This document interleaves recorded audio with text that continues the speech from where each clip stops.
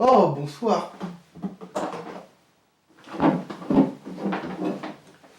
Bonsoir, chers téléspectateurs. Aujourd'hui, nous vous présentons l'animé Dora.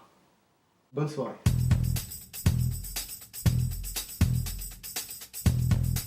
Emmenez-moi le plus loin possible. À Ikebukuro, C'est où ça? c'est un grand quartier de l'arrondissement de Toshima au nord-ouest de la capitale japonaise. Très animé, il offre une concentration idéale de l'ambiance tokyoïde avec ses magasins d'électroménager, ses restaurants populaires et sa tour de loisirs Sunshine City. Il est principalement célèbre pour sa légende urbaine du motard sans tête, sa gamme de loisirs, de nombreux color gang, ses librairies manga. Wow, wow, wow, c'est le quartier de tous mes désirs. Bon bah, si vous êtes assez fou.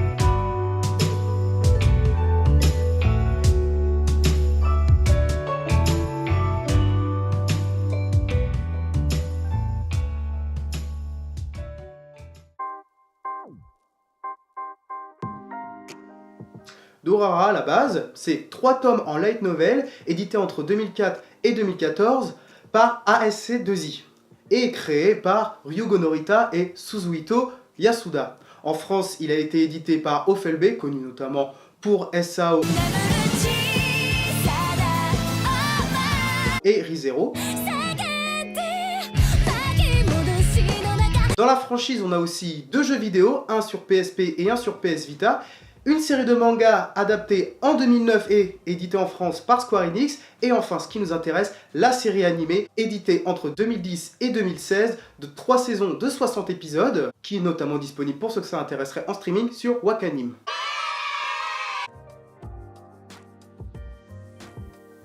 Mikado Rogamine est un jeune de 15 ans vivant en campagne, au Japon. Un jour, il se retrouve à aller à Tokyo où il retrouve son ami d'enfance, Masao Mikida.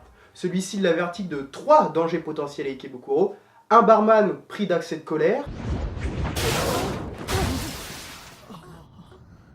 You remember that, Isaiah, don't ya? un homme vivant dans un autre quartier qui aime foutre la merde, だから女の子の携帯を踏み潰すことを趣味にするよ。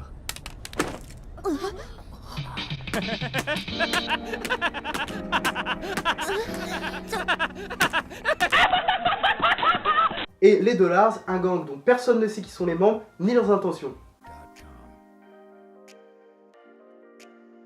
Tout d'abord, Mikado Ryugamine, c'est plus ou moins le personnage principal de l'anime parce qu'il y en a pas mal dans Dorara. Donc on va un peu suivre ses aventures, sa psychologie, etc. Donc au début, on le voit arriver dans Ikebukuro, le quartier de la capitale Tokyo du Japon. Il rejoint son meilleur pote, Kida, et il va être un peu étouffé par la ville parce qu'il vient de la campagne. De toute façon, c'est un personnage de base qui est timide. Il dit dès le premier épisode que voilà, lui, son truc, c'est clairement pas les voyages, ça peut lui procurer de l'anxiété. Donc voilà. Alors, après, on a Masao Mikida. Donc lui, c'est le meilleur pote en question de Mikado Ryugamine qui rejoint à Ikebukuro. Alors lui, c'est le total opposé de Mikado. Genre, il est carrément énergique, carrément enjoué, extraverti.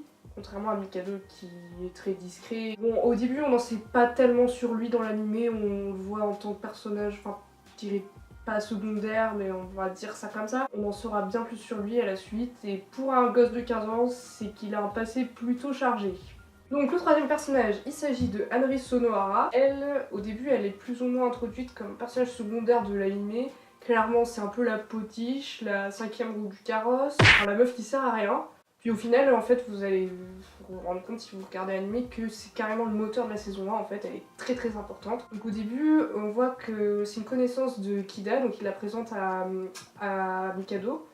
Et au final, elle aussi, elle est très très introvertie et discrète, elle se rapprochera plutôt du caractère de Mikado, et du coup, on peut en conclure que ces deux personnages-là, ils vont avoir une évolution psychologique plus marquée que certains personnages dans l'anime. Après, on a Seth Sister Lawson, très important personnage de la série. Elle est surnommée le motard sans tête ou le motard noir. Donc en fait, c'est la légende urbaine d'Ikebukuro. Une légende urbaine qui dit qu'un motard se balade sans tête. Il y a aussi plusieurs rumeurs qui traînent sur elle, genre pourquoi elle a plus sa tête. Sa tête serait apparemment sur les épaules de quelqu'un d'autre en ville. C'est un personnage pilier de l'intrigue. Elle a des sentiments comme les humains, elle a des valeurs, etc. etc. Mais pourtant, il y a bien un truc qui reste hors du commun chez elle, et c'est sa force. Après, on a Isaya Urihara, alias le fils de p***. C'est une des personnes contre qui Kida met en garde Mikado. Vous savez, il doit éviter des gens dans Ikebukuro, et lui, il en fait partie en fait. Parce que, tout simplement, c'est un nid à embrouille. On le voit plusieurs fois au cours de l'anime dire « aimer les humains ». Et en fait, il n'en est rien, enfin, pas à mon sens. En fin de compte, il s'amuse à créer des situations malheureuses afin de regarder comment les humains réagissent à celles-ci. En gros, c'est ça. Les habitants d'Ikebukuro sont plutôt les sujets d'une expérience sociale orchestrée par lui, une expérience sociale très malsaine du coup. Alors, le dernier personnage que je vais vous présenter, c'est Shizuo Iwajima. Il est habillé en barman, il porte des lunettes et pourtant c'est pas du tout un serveur aveugle ou quoi que ce soit. C'est l'autre personnage contre lequel Kida met en garde Mikado. Parce que, pour une raison simple, c'est carrément un mec violent. Sa force est surhumaine, genre, pourtant il est bien humain. Et au final, c'est quelqu'un qui sait pas canaliser sa colère, donc il lui arrive de se défouler sur des objets. Donc par exemple, dans le premier épisode, vous allez le voir balancer un frigo dans la rue, qui sort de nulle part, qui pourrait blesser des gens.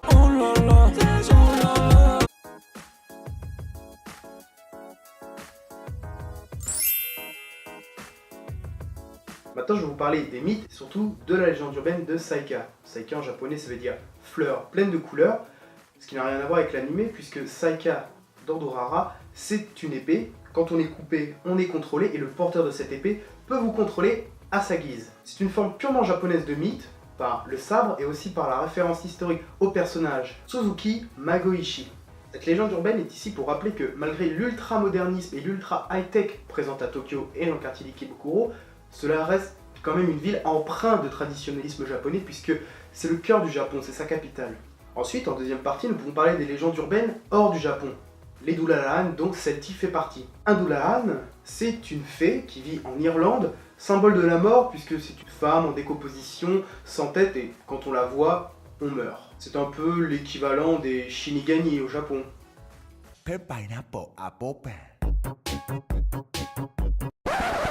Elles ont inspiré notamment en Occident le mythe du cavalier sans tête que l'on retrouve par exemple dans Sleepy Hollow de Tim Burton ou, pareil que dans Dorara, le héros est confronté à son ancienne vie et sa nouvelle. Je m'explique. Entre la vie plus ou moins mystique de son père qui était curé et sa vie maintenant empreinte de rationalisme. Mikado, c'est la même chose. Il vient de la campagne du traditionalisme japonais et il se retrouve dans Tokyo l'ultramodernisme ouvert sur le monde et notamment sur les hautes technologies, comme les forums de discussion.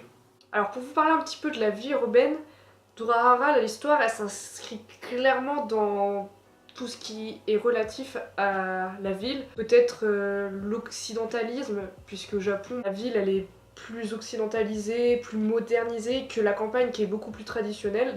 Durahara, c'est carrément centre-ville, centre-ville, centre-ville. Et en fait, il y a juste une scène de flashback qui se passe en dehors de ça. Dans Durahara, déjà, il y a un système de gang. Donc ça, c'est pas dans les campagnes que tu vas en trouver. Mais c'est un peu particulier parce qu'on les appelle les color gangs. Et donc t'as plusieurs noms. T'as les carrés bleus, t'as les écharpes jaunes. En fait, eux deux fonctionnent sur un système de couleurs. Et ensuite, on a les dollars. Les dollars, en fait, c'est un gang très très massif, nombreux. Tout fonctionne sur l'anonymat.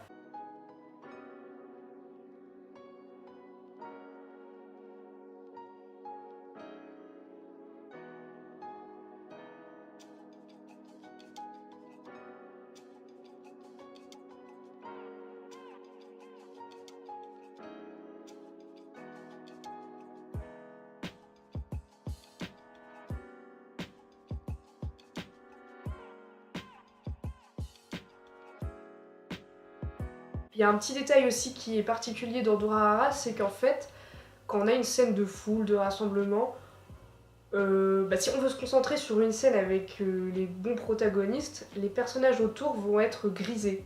Comme ça, il n'y a pas d'ambiguïté, on se concentre vraiment sur les personnages essentiels de la scène qui est en train de se dérouler sous nos yeux. Il y a une partie de l'histoire qui se déroule la nuit. La nuit a bien sa place dans pas mal d'épisodes. Elle retranscrit un caractère assez paisible, harmonieux, mais parfois c'en est trop calme. Et d'ailleurs, il y a aussi la musique qui accentue ça. Vous vous souvenez, le personnage principal, Mikado Ryugamine, lui, il déménageait. Il cherchait une vie un peu palpitante avec Ebukuro. Donc je pense que le défi est complètement relevé parce qu'il se passe que des trucs de dingue là-bas. C'est vraiment le côté de la vie urbaine qui met bien ça en évidence. Notamment la musique, moi c'est ce que je pense, la musique elle est parfaite dans Durarara, elle sait transmettre les émotions escomptées. Et surtout elle est là pour créer les ambiances qu'on peut ressentir en ville comme la solitude, le tumulte, l'euphorie, quand il se passe des bagarres, de l'action et tout ça, même la tension, parce que c'est quand même ce qui ressort le plus. Moi je dirais qu'au final, Ikebukuro c'est un peu le 7ème personnage principal de Durarara. Maintenant je vais aborder le thème des dialogues. D'abord le forum anonyme, où 4 personnages principaux parlent ensemble. Ces 4 personnages principaux qui sont donc au cœur de l'intrigue se parlent. Really, nigga? Et ça permet de surtout la faire avancer cette intrigue, parce que comme ça on n'a pas de sous-scènes, de sous-relations avec des personnages. Ensuite il y a les forums internet qu'utilisent les Dollars et l'Armée des âmes perdues. Pour l'Armée des âmes perdues, ça permet de créer un climat d'oppression, d'angoisse, étant donné que tout le monde parle et tout le monde envoie des messages sur cette plateforme. Le petit bémol de cet animé, c'est qu'il y a beaucoup trop de scènes latentes. On voit très peu d'action, à part le final et certains combats avec Celty, malgré que la saison 2 reste très correcte. Mais comme j'allais vous le dire, les combats de Celty sont trop courts, on reste assez sur notre faim. Aussi parfois, certains propos sont trop récurrents dans l'animé. On a tendance à répéter beaucoup de fois la même chose, puisqu'il y a de nombreux personnages pour de nombreuses situations. Mais en somme, on va pas s'endormir devant l'animé, hein. On s'ennuie juste un petit peu, puis on met le prochain épisode. Quel est ton avis sur l'animé globalement, Alexandre? C'est pas un coup de cœur, mais j'ai pris le plaisir à regarder les personnages, les situations et surtout le twist final de la saison 1 qui arrive vraiment comme ça, vous voyez. Non, moi j'ai bien aimé. Pas plus que ça quand même. Et toi, Eva? Perso, moi ça fait peut-être 2 ans maintenant que j'ai découvert l'animé et à ce moment-là, j'avais regardé beaucoup moins d'animés donc j'avais moins de culture là-dedans, mais du coup quand j'ai vu Durarara, j'ai vraiment eu un coup de cœur. Je pourrais presque dire qu'il fait partie de mon top 6 ou un truc comme ça. Moi je connais pas trop d'animés dans le même genre, on m'en a conseillé mais je les ai pas encore vus. Mais moi j'ai trouvé, comme a dit Alexandre, que c'était une œuvre très dense. Si vous cherchez un truc qui touche à tout en fait, qui est pas que shonen ou que shoujo, là il y a vraiment de tout, c'est ça qui est cool avec les adaptations de light novel en général, c'est que ça peut plaire à tout le monde d'après moi, voilà. Franchement moi je mets une très bonne note à Durarara. Pareil.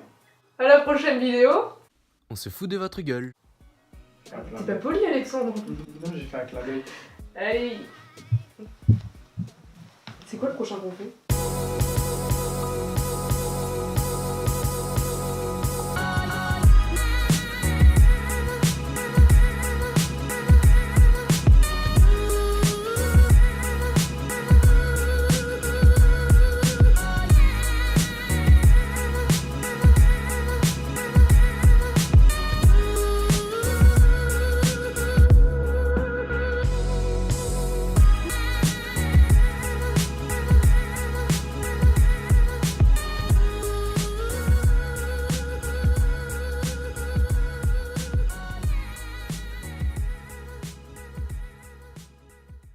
L'indice!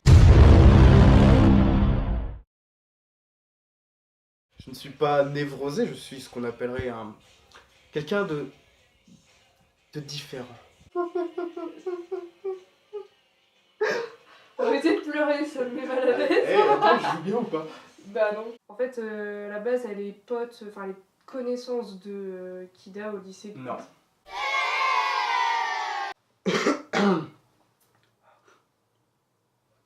Tu me dis quand c'est prêt. Pourquoi tu sens ton haleine? Personne va la sentir. Ouais, bah dans le discours d'un roi, il Bon, fait allez, ça. vas-y. Vu que dans les dollars, bah, tout fonctionne sur ce système de je sais pas quitter. C'est n'importe quoi ce que je dis. Pardon. L'anonymat. Isaiah, un barman qui lance des frigos dans la rue. Quoi? Mais je vais te tuer, Isaiah, c'est pas celui Ah merde, Shizou. Putain, et dis les noms de famille, non? Attends, parce que Isaiah... Mais ouais, mais moi j'ai Isaiah Edward. Mais non, mais c'est dans la petite maison dans la prairie. Isaiah- Attends, on va faire un petit truc là. Et donc ton avis Eva sur cet animé? Moi?